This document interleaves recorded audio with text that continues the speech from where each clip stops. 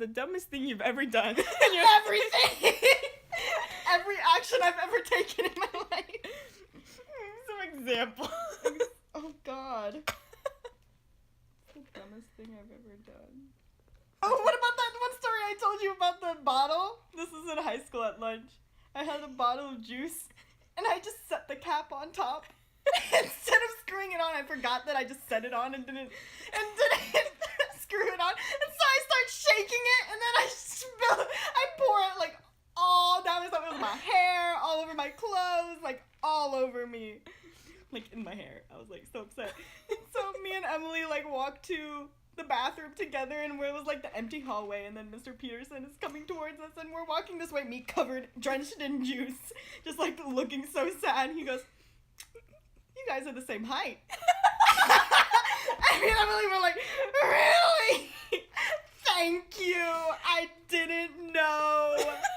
Thanks for noticing. Thanks for noticing."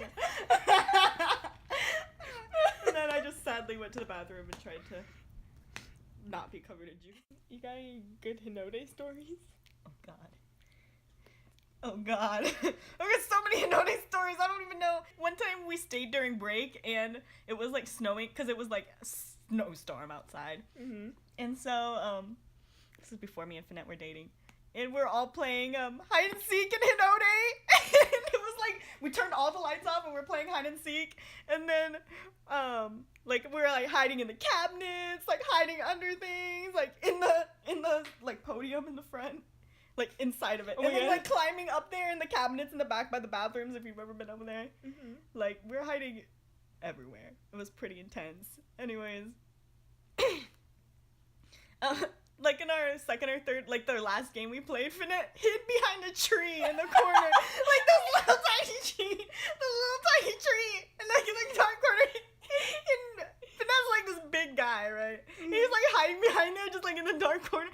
Nobody could find him. Like, we gave up. Like, we couldn't find him. Like, everybody else got found in, like, these great hiding places. But Finette was all...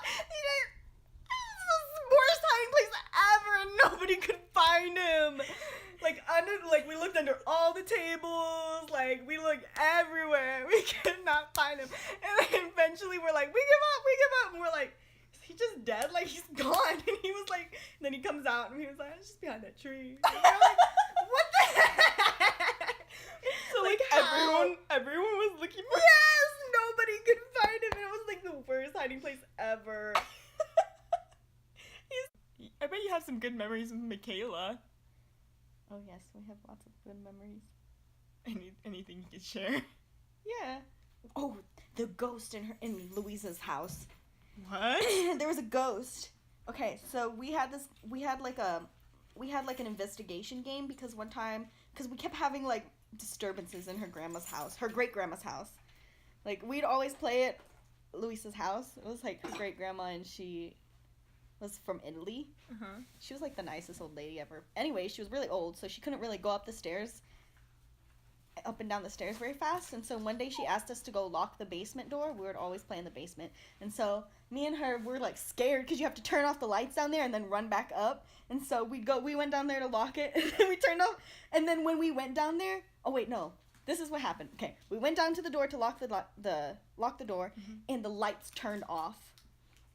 The lights are at the top, are all the way at the bottom of the stairs, but we're on the other side of the basement, and so we freaked out, and we like screamed, and we like run back over, and like the light switch was turned off. Okay? Mm-hmm. Me and her were both over by the door. The light switch was turned off. Grandma was in the bathroom at the top of the stairs, and she was the only one home.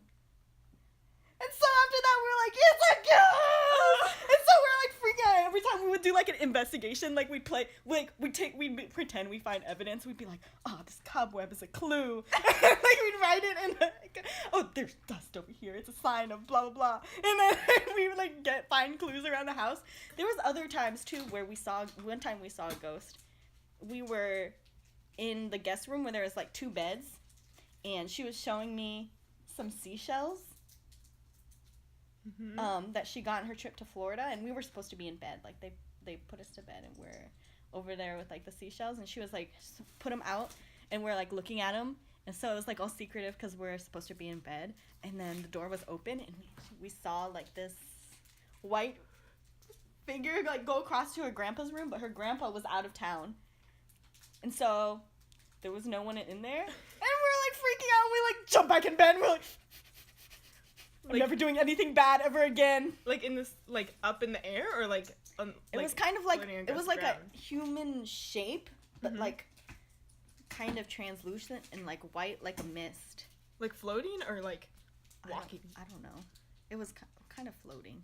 I don't remember. It was a long time ago. Anyways, that's what I remember. And it was really scary. And so that just like furthered our investigation.